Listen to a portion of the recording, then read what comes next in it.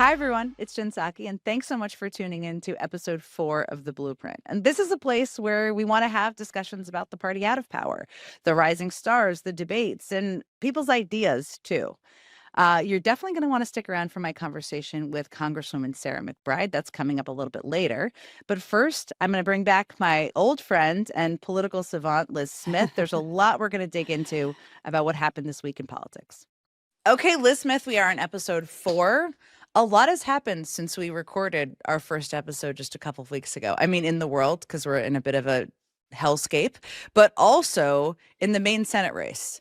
I mean, we were at the time in our first episode, we talked a lot about the main Senate race and the Oysterman, Graham Plattner, right? The Oysterman. Now, the Oysterman is still very much in the race. He had about 800 people at a town hall on Monday night in Maine, but we've learned a lot about him and things that he put on Reddit and also his tattoo over the last couple of weeks, including this. He referred to himself as a communist. He said all police officers are bastards. He downplayed sexual assault and made comments suggesting Black people don't leave tips. That was on Reddit. Then a couple days later, we learned that he had a tattoo, a kind of a Nazi skull tattoo known as a Totenkopf, something he has since gotten covered up. And he's talked about this. He's answered some questions about it. But that's a lot to digest about a candidate. Yet, here's the interesting thing. This is what I want to talk about it, which is really, do scandals matter, and has the bar been raised for whether or not scandals actually matter? Because in a poll that came out in the period of time between the Reddit posts and the Nazi skull tattoo, that's a lot, he was still up by 24 points in the race. And as I mentioned earlier, this week, when people did know about the Nazi skull tattoo, he had 800 people show up at a town hall. There were cars lined up. I think you and I were texting back and forth photos of these, because it's so interesting. It's an interesting political story. A couple years ago, this would have prompted not just from Democratic leaders who people don't always care what they have to say, but from activists, from groups, calls for him to drop out. That has not happened. And it's been interesting to me also what some Democratic leaders, and I don't just mean Bernie Sanders, have had to say. But what struck you? Well, first of all, the thing about that poll is it wasn't just against some random Democrat. It's against it's a very good point. Term governor who's of popular. Maine, who is relatively popular. Pretty popular. Relatively popular. Take away the scandals, anything, that's still completely remarkable, and it shows that there's a lot of grassroots support for this guy. Now, will this stuff matter? I don't know. We seem to live increasingly in this post-scandal era of politics. We definitely see that on the Republican side. Donald Trump getting elected in 2016 and in 2024 with all the added baggage, right? January 6th, felony convictions, all of that sort of shows that Republicans have sort of moved past scandal. Are Democrats moving that way? Maybe. We're seeing some signs of it in the New York mayoral primary, which we've talked about a lot. And as you know, I previously advised Andrew Cuomo, but I'm now not a fan of his. But to put it mildly. But he got 44% of the vote, and he was endorsed by people like Jim Clyburn, Bill Clinton, a lot of members of the establishment, and you never would have seen that before. So, yeah, I think we could be moving into a post-scandal era for Democrats as well. But one thing that I find really fascinating is how some of these establishment figures have been responding to Plattner's scandal. And I have a lot of thoughts, but before I want to give them, I want to play a video of Connecticut Senator Chris Murphy on CNN this past Sunday. Do you still think Plattner is impressive? Yeah, I saw that reporting. I think I'm meeting with him this upcoming week, so I'm certainly interested to hear from him about it. I mean, anytime you see something like that, you scratch your head. But I've also listened to him talk about, the difficult time that he went through in his life. And frankly, it's not unfamiliar to a lot of soldiers who came back from service and had a very difficult time readjusting. So he sounds like a human being to me, a human being who made mistakes, recognizes them, and is very open about it. Here's what I think is very good about Chris Murphy's response, and Chris Murphy in general. I mean, I was working at the Democratic Congressional Campaign Committee when he was elected in 2006, meaning he's been in office for almost 20 years. So he's been around a while in Washington. But he is not a person who operates like an ostrich in politics. He doesn't keep his head in the sand and just pretend like nothing has changed in the electorate or in issues around the country. And I think that is the real difference between somebody who can evolve in the political world and thrive in it and somebody who's just trying to survive and hold on to kind of their rules they think that politics plays by, because politics is about moments in time, right? It's Are not you talking about about Chuck Schumer there? well, I may be talking about him and a few others. And, this is, though, I would say for you and I have been involved in politics for a long time, right?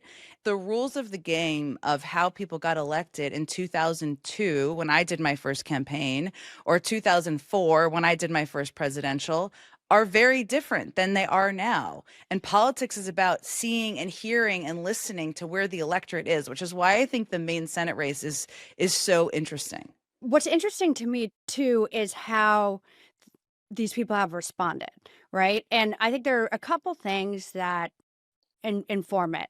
In 2019, Governor Ralph Northam of Virginia had this massive blackface scandal, right? Every Mm-hmm. local Virginia Democrat, every national Democrat, including Pete Buttigieg, who I was working for during his presidential race, called on Ralph Northam to resign.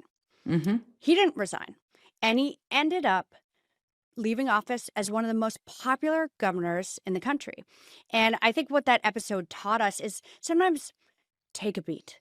Let's see how the voters are absorbing this and if they care as much as, the politicians do. Because voters just don't, have as much time in their lives to get upset about optics and all of these things.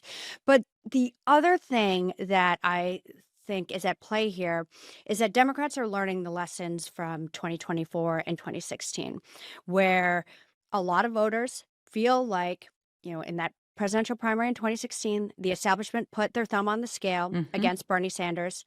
And in 2024, that we just sort of, had a coronation for Kamala Harris without any sort of contest. And they're saying, give us a choice. Don't put your finger on the scale. Let us judge the character, the quality of these candidates. And I think that's a healthy thing for the party, and that we should not be in the business of squashing grassroots candidates. I agree. It's also this like letting go of some rigidity, right? Right. And a fear of making mistakes, or what you wrote in your college essay that is going to Right. go public and back in the day may have taken you down. There's also, I mean, the Virginia races, especially the attorney general race, is also kind of a current present example of this. When we talk next week, we'll know what happened. But tell me about what you think about that one. So that one's a lot. Okay. So Virginia Attorney General candidate Jay Jones, the Democratic nominee, was discovered to have sent text messages in 2022 saying the former GOP House Speaker in Virginia should be shot. Jones later suggested that the Speaker's children should be shot in order for the Speaker to change his political views. That's pretty tough for those text messages to come out at any time, but especially in the weeks after Charlie Kirk was assassinated. Mm-hmm. Now, since then, the Republican candidate for Attorney General, Jason Miyares, has spent $2.8 million this month on ads. The Republican candidate for Governor, Winsome Earl Sears, has spent $2.1 million on ads related to the texts. And we're seeing it show up in the polls. In September, Jones was leading Miyares 51-45. Now the same pollster finds Jones down 5 points, and the race tied at 46-46. Meanwhile, the Democratic candidate for governor, Abigail Spanberger, continues to lead her opponent by double digits, 54-42. And here's an ad from the Republican candidate for governor, Winsome Earl Sears, that I want you to see, Jen. We start with breaking news from the campaign trail. Jay Jones is under fire tonight. Jay Jones is under fire. Jay Jones is under fire after messages he sent in 2022 saying former Virginia House Speaker Todd Gilbert should be shot. I'm excited about this ticket. Okay.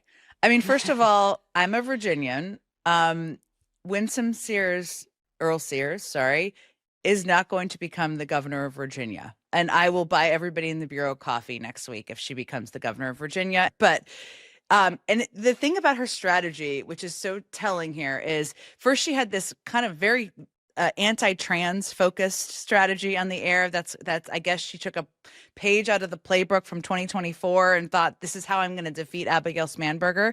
And then she abruptly shifted it to try to tie Abigail Spanberger to the attorney general candidate's text messages from a few years ago. And I never thought I would quote Barbara Comstock, but here we are. Here we are in 2025. And she said, what, you're going to blame a woman for a guy's problems? That's what she basically said about it. And she's right. And it hasn't worked. It doesn't work. It's not working.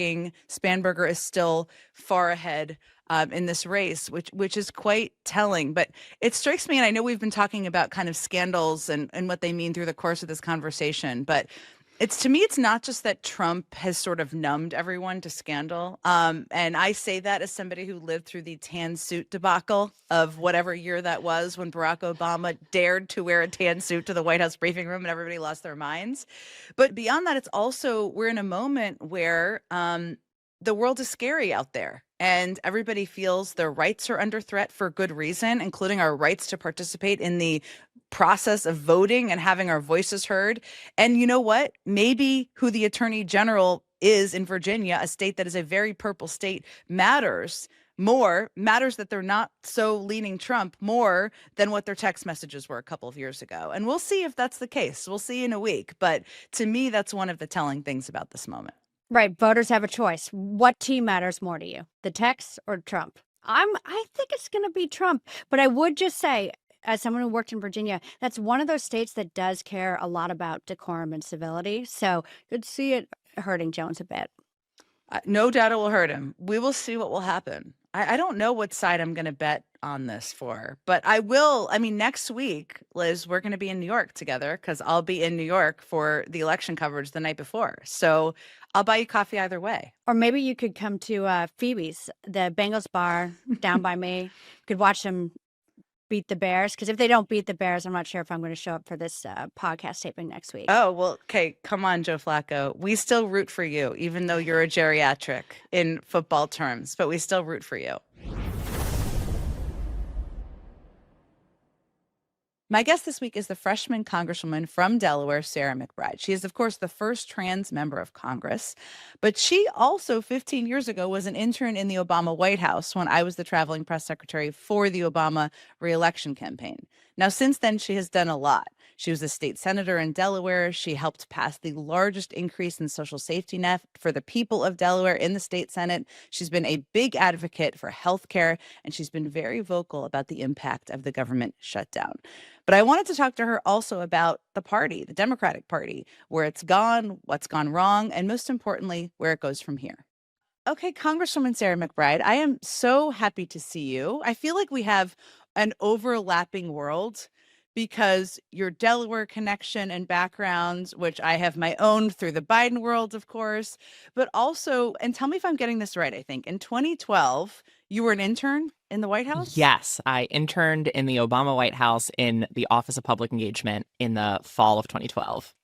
One of the things I read about you, I consider myself a big political nerd, but I was not an early political nerd, I would say. You were a very early political nerd, and I say that in a loving way. And I read this thing about you that former President Biden gave you a sheet from a briefing book and signed it for you. Tell me more about that, and do you still have it? So, first of all, thank you for outing me. I was insufferable from a young age. I've broken the first rule of politics, which is to pretend like you just woke up one morning and suddenly decided that politics was of interest to you, and you stumble into the Oval Office. No, I've been interested in politics for most of my life, and I think in many ways, just to put it in context for me, the interest in politics that I found as a young person was really rooted in this crisis of hope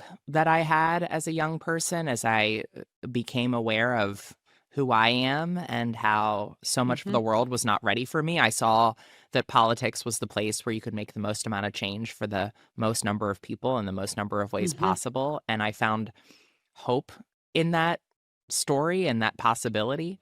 And so I was hooked from a really young age. And obviously, as you know, in Delaware, everyone's dated, mated, or related.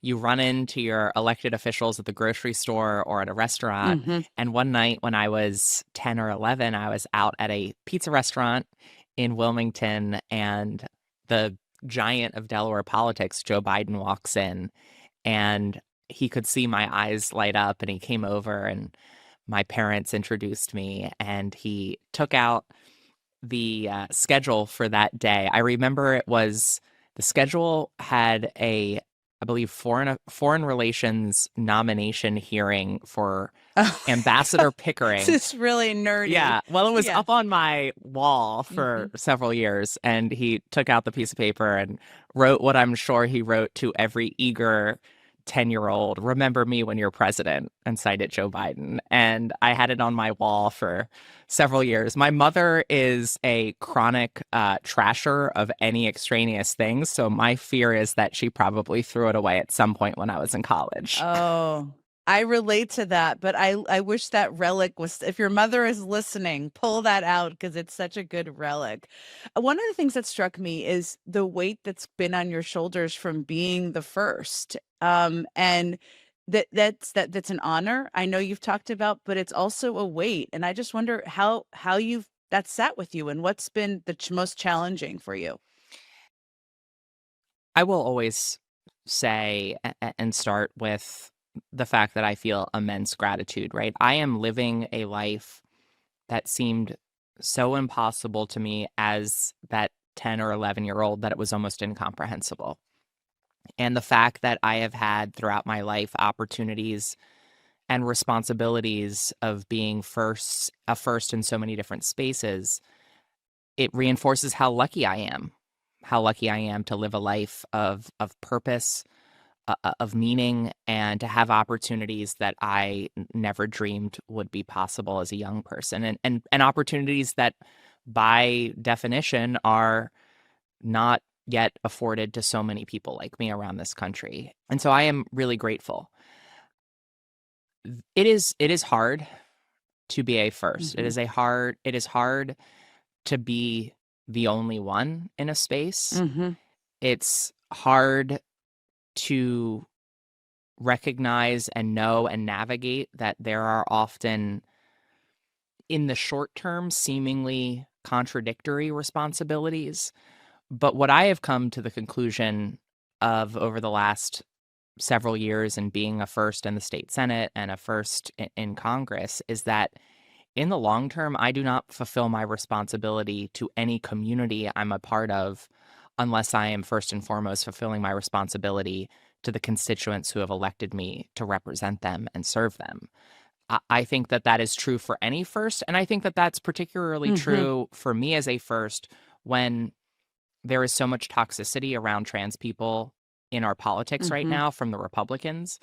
I genuinely believe that the public benefits from seeing a trans person who is a whole person, and in this case, a member of Congress who is effectively working on all of the issues that matter and maintaining their capacity to deliver for their constituents. But it's truthfully, I mean, it's a lonely position, especially in this moment. I've mentioned that I don't know that there is an example of someone who's been a first in federal office and the Hmm. district that they represent isn't significantly or even with a majority made up of that same identity. And that presents a real challenge. And I know that there are people in my own community who want to see me fight in ways that feel more viscerally comforting to them.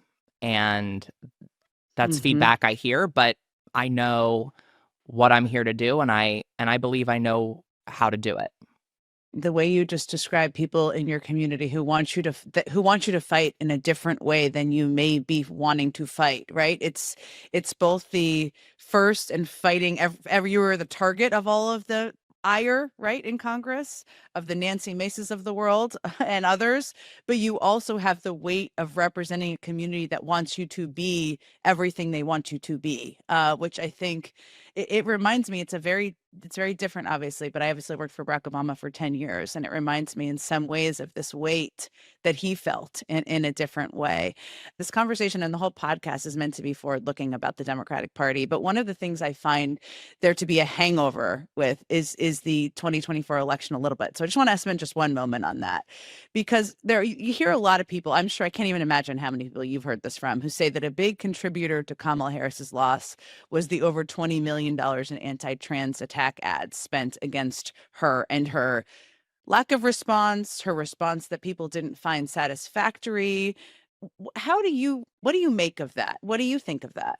I think there are two critical lessons from that election and from the relative success of that particular ad that ran in battleground media markets, including in Delaware while I was running for Congress, because we're in the Philadelphia media market. Kamala supports taxpayer-funded sex changes for prisoners. Surgery. For prisoners. For prisoners. Every transgender inmate in the prison system would have access. It's hard to believe, but it's true. Even the liberal media was shocked Kamala supports taxpayer-funded sex changes for prisoners and illegal aliens. Every transgender inmate would have access. Kamala's for they, them. President Trump is for you. I'm Donald J. Trump, and I approve this message. The first is that there was not a sufficient response. And I get why they made the decision that they did. Hindsight is 2020. But I do believe that if you are able to respond to those attacks more explicitly, it is pretty powerful in neutralizing them. I think we're seeing it right now in Virginia by Abigail Spanberger, who I think is more directly responding to the right-wing obsession with cultural war issues and trans issues in particular. And I think that Democrats historically have, at least in the last couple of years, not done a good job of responding. And I think part of that, quite frankly, is rooted in a discomfort that Democrats have around talking about trans issues and this fear that they'll never be able to get it right, that they won't be able to strike a balance that meets voters where they are while still honoring the community. And I think that that's a false choice. I think you can defend trans people and meet voters where they are at the same time. Indeed, trans folks need that in this moment. They need Democrats to effectively respond. But the second thing I would say is the reason why that ad was, I think, powerful for some voters, and I think the data shows that for some voters it was. I'm not going to pretend like it wasn't. It was less about the trans specific content of the ad and more about the fact that it reinforced this sense that Democrats aren't focused on economic issues. And whether that is true or not, whether that is a byproduct of a Republican manufactured caricature or not, it is a real perception that we have to grapple with. And I think our party has to do a better job of both centering bold economic policy that meets the needs of the American people, that acknowledges the economic pain, the financial pain that so many people are dealing with, and provides solutions for that. But I also think that even if we do that, we also have to communicate that we are welcoming to people who maybe hold a fundamental belief that trans people are worthy of being treated with dignity and respect, but disagree with some Democrats on extracurricular programs or other aspects of trans rights on more specific policy front. We do have to communicate to those folks that are still on a journey, not people who are dedicated to opposing trans rights, but people who are still on a journey or have a mix and range of feelings on particular policy issues, that they are welcomed into our coalition. Because if we don't communicate that to them, even if we are talking and focusing on economic policy, a voter will say, well, even if you're not talking about these issues or prioritizing them in your messaging, if you're filtering who can be part of your coalition based on these issues, I'm not dumb. I'm going to presume that that then is a priority issue for you. And so I think we have to talk about them. We have to talk about them in a way that defends trans people but meets voters where they are. And we have to make explicitly clear that voters who have a range of positions on particular policies related to trans rights, they are welcome in our coalition. And I think our community, my community, has to understand that that's not the end of a conversation. That's the beginning of a conversation.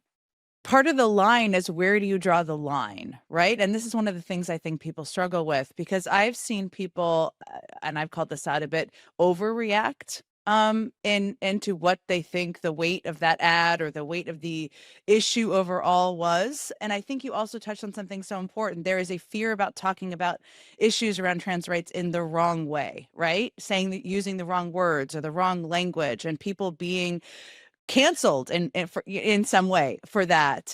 And change, to me, positive change, is acceptance and equality, but that doesn't mean it happens overnight. So what does that look like for trans rights and for trans people who don't feel like they always have a voice, right? But see this playing out in the political world? Look, I think that people's grace and patience has been abused over the history of our country, but the course correction to that cannot be to eliminate all grace from our politics. Grace is necessary for people to grow. Grace is necessary for people to feel confident and comfortable speaking out in defense, even if they don't feel like they have all of the talking points or all of the language down. But grace is also necessary to create the space for people to change their own positions. Like a bridge, like giving people a bridge to walk over. Yes. And, where would we be in our politics if in 2004 we said to everyone who, or in 2008 for that matter, we said to everyone, if you aren't 100% supportive of marriage equality, you have no place in our coalition. Not only would we have lost that election, but we would have stunted the conversation that was happening in an effective way that ultimately opened hearts and changed minds. I think one of the problems in our coalition that's developed over the last decade or so is we've started to treat welcoming people into our coalition, we've started to treat our own relationships with people as a tool to either reward or punish people for their positions. And we've seen this trend in our coalition that if you have a position that I find to be offensive or hurtful, I cut you off. And not only is that performative allyship that takes off the burden from the ally of actually educating someone, it also stops the necessary conversation from happening, and it undermines our ability to coalition build because it conditions us to then think that welcoming someone in and being in relationship with someone automatically then means we're condoning everything they think or believe. That can't be our mindset here. We have to recognize that change making requires conversation, and it's not always easy and it's not always fair, but it's definitely worth it. How do you think about, I mean, there is a version of this around very different issues, of course, happening in the Maine Senate race, where there is a candidate, Graham Plattner, who's unquestionably incredibly talented and is sparking a bit of a movement in Maine, who has said some questionable and offensive things on Reddit, who has a tattoo that most people would find quite offensive, has apologized, has explained it. I'm not necessarily asking you, unless you want to share what you think who should win in that primary, but it's sort of a bigger question about, as a party, how should the party think about who they welcome in as candidates, as people who are part of it? Because you're right. I mean, some of the history within the Democratic Party has been, if you aren't with me on these 99 issues, you are not welcome to the party. This may be different than that, but what do you make of that? First of all, I'll just say I genuinely think that Maine voters should be the ones that are making this decision and can decide for themselves who is best able to take on Susan Collins and then hopefully represent them in the United States Senate. But I will say a couple things. One, when we talk about rejecting purity politics, I don't think that that's just rejecting purity politics from the left toward the center, right? It's not just rejecting purity politics when a person has a more moderate position than us. I think it also means rejecting purity politics from the center toward the left. I think that we are seeing right now in our politics and in a lot of places, the establishment using identity politics to say your position on this particular issue, your position on Israel and Palestine, your position on X, Y, and Z policy means that you shouldn't serve. And I think that that's equally as dangerous in building a big tent because it has to go both ways. The second thing is, I do believe that we have to have more space in our coalition for forgiveness. And I do think there's something powerful in demonstrating that we are welcoming in voters and in some cases even candidates who have evolved themselves, who have said things or done things that they regret in their past that they have genuinely grown from and changed from. I will say, I initially thought on this particular point with the Reddit posts that maybe that was an opportunity for us to show the public that we are a party that welcomes people who haven't always been perfect on all of the issues, or even to this day might not even be perfect on all of the issues or speak perfectly on all of the issues. Obviously, I think that the more recent news around the tattoo raise more fundamental questions that Maine voters have to grapple with. But I think the fundamental truth remains that we have to reject purity politics in all of its forms, whether it's coming from the left toward the center or from the center to the left, and just ground our perspective in goodwill and good intentions. We don't have to welcome in people who are committed to bigotry or hatred, but we should welcome in people who are coming to a conversation in good faith, with goodwill, and an openness to listen and be curious and not judgmental. And we certainly have to welcome in people who have evolved and changed, even if they say things that if they were saying it today, we would say, no, that's unacceptable. But maybe they said it 5, 10, 15 years ago, and they've genuinely changed from there. I think it's an important discussion for people to have, right? About who you welcome back in, what you welcome back in. I mean, even, and obviously the voters of Georgia will decide, but Jeff Duncan was a former Republican. Do you say you can't run as a Democrat if he wants to be a Democrat? I don't think so. But it's interesting debates around this across the country.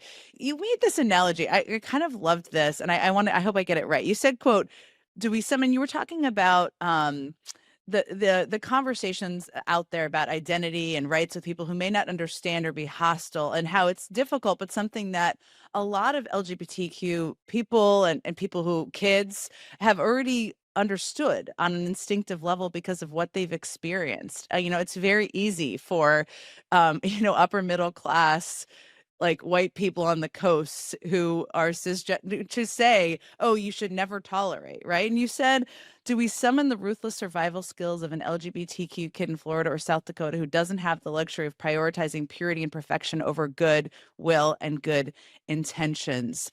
And I wonder if we've been talking about this a bit, but if there's a lesson that the Democratic Party can learn from some of these kids and what these kids have experienced and have had to navigate in neighborhoods and communities and schools where they might feel outcast but have to find a path forward. Yeah, I really do believe that there are so many lessons for our party, from whether it's a young LGBTQ person who's having to live in and navigate spaces that aren't as accepting or sort of perfect in both language and policy as maybe Brooklyn or San Francisco, or even for that matter, much of Delaware.